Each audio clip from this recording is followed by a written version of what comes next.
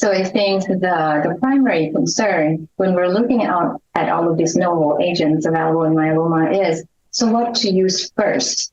And I probably, in my mind, think about this as it's not one or another, but it's rather what is most efficacious and safe to try to get first. And hopefully, we're not closing the door on using other class of drug down the road. In this case, we were looking at the usage of cellular therapy in patients who've already had the BCMA targeted strategy, including bispecific.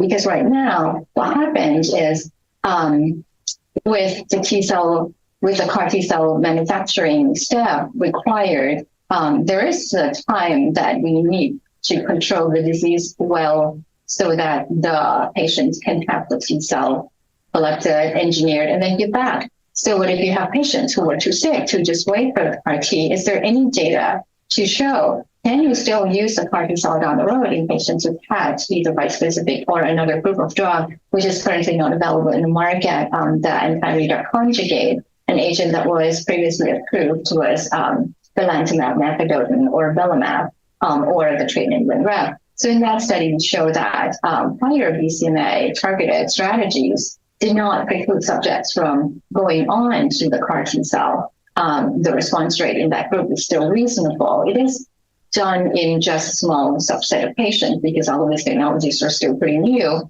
But it showcased that you can collect the T cell successfully. And we see response rate that is in 60% of patients who were able to get their T cell engineered and give back. A point to make too, though, is that these are not all controlled group of patients. So automatically they would have needed to still be, even after BCMA targeted strategy, be fit enough to qualify to go on